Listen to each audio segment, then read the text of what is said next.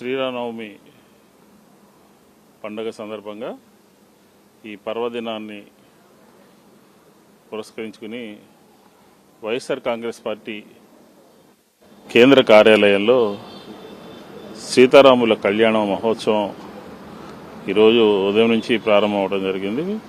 పెద్దలందరూ కూడా పాల్గొన్నారు.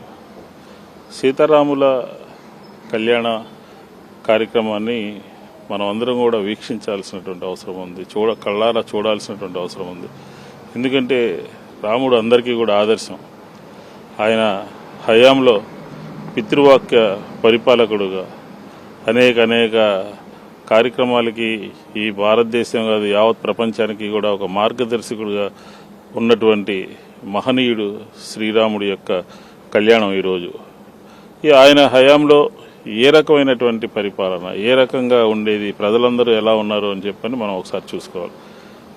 అదే జగన్మోహన్ రెడ్డి గారి హయాంలో పెద్దల్ని గౌరవించటము, ఆయన తండ్రి బాటలో నడవటము, మరీ ముఖ్యంగా మహిళల్ని గౌరవించటము, ఆయన రాజ్యంలో అందరూ కూడా ప్రజలందరూ కూడా సుఖ సంతోషాలతో ఉండాలి అని చెప్పని కోరుకోవటము. దానికి నిదర్శనమే 1924 మధ్య ఆంధ్రప్రదేశ్లో ఉన్నటువంటి ప్రభుత్వం. మా ప్రభుత్వానికి ఆదర్శం శ్రీరాముడు, మా నాయకుడికి ఆదర్శం శ్రీరాముడు, మా నాయకుడికి ఆదర్శం ఆయన పరిపాలన, ఆయన కార్యదక్షత, ఆయన పితృవాక్య పరిపాలన. కానీ ఈరోజు ఏం జరుగుతుంది ఆంధ్రప్రదేశ్లో? ఈరోజు బస్సులు తగలబడిపోతున్నాయి, ఒకదాని తర్వాత ఒకటి. పాలల్లో కల్తీ జరుగుతూ ఉంది, టపాకాయల షాపులు పేలిపోతున్నాయి, గుళ్ళకి వెళ్తే ప్రజలు మరణాలు సంభవిస్తూ ఉన్నాయి. ప్రజల యొక్క ప్రాణానికి గౌరవము, విలువ లేనటువంటి పరిపాలన ఈరోజు ఆంధ్రప్రదేశ్లో నడుస్తూ ఉంది. మార్చాల్సిన అవసరం లేదా? సరిదిద్దాల్సినటువంటి అవసరం లేదా?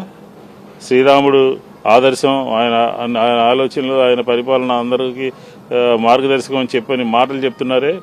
అలాంటిది ఈరోజు ఆంధ్రప్రదేశ్లో నడుస్తున్నటువంటి పరిపాలన ఖచ్చితంగా ఇది శ్రీరాముడి పరిపాలన కాదు, రాక్షస పరిపాలన ఆంధ్రప్రదేశ్లో కొనసాగుతుందని చెప్పని ఈ సందర్భంగా చెప్పొచ్చు. కాబట్టి ఖచ్చితంగా ఆయన ఏ కార్యక్రమాలు తీసుకున్నాడో రాబోయే రోజుల్లో అన్ని కార్యక్రమాలని కూడా వైఎస్ఆర్ కాంగ్రెస్ పార్టీ జగన్మోహన్ రెడ్డి గారి నాయకత్వంలో సాంప్రదాయబద్ధంగా, శాస్త్రోక్తంగా హిందూ ధర్మాన్ని పరిరక్షిస్తూ, ప్రజల యొక్క బాగోగులు చూస్తూ ఈ రాష్ట్రంలో ప్రజలందరూ బాగుండాలని కోరుకునే లక్ష్యంతో వైఎస్ఆర్ కాంగ్రెస్ పార్టీ పనిచేస్తుందని చెప్పి ఈ సందర్భంగా తెలియజేస్తాను.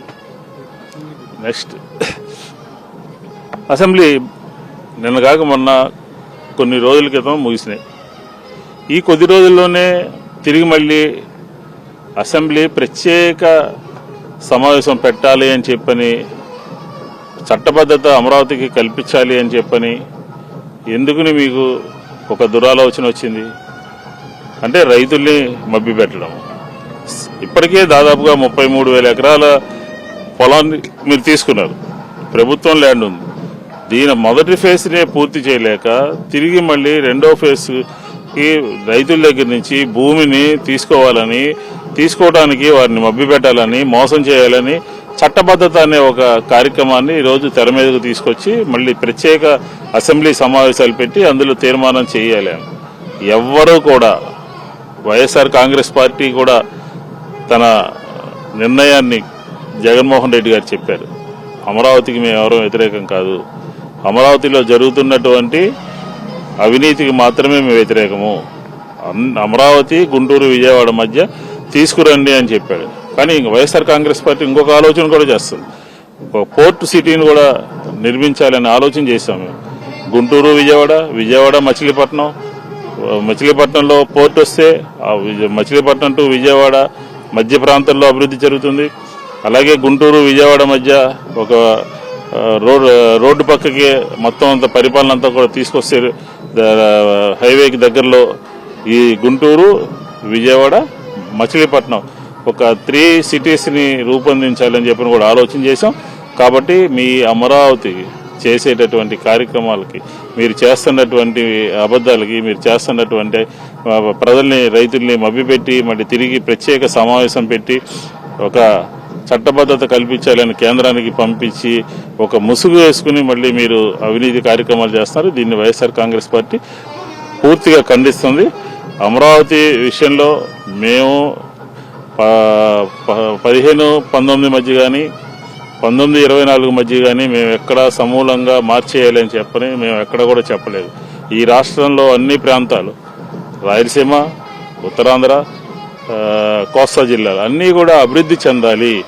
అసమానతలు ఉన్నటువంటి పరిపాలన ప్రజలకు అందకూడదు.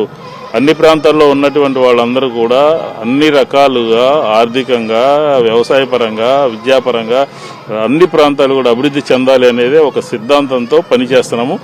అమరావతికి మేము ఎక్కడ కూడా వ్యతిరేకం కాదు. అమరావతి మా బూచి చూపించి రైతుల్ని మోసం చేసి మళ్ళీ ఏదో ప్రత్యేక సమావేశం పెట్టి కేంద్రం దృష్టికి పంపించామని చెప్పి రైతుల దగ్గర నుంచి అక్రమంగా, అన్యాయంగా వాళ్ళ కడుపు కొట్టేటటువంటి కార్యక్రమం ఈ ప్రభుత్వం చేస్తుంది. దీనికి మేము పూర్తిగా వ్యతిరేకం.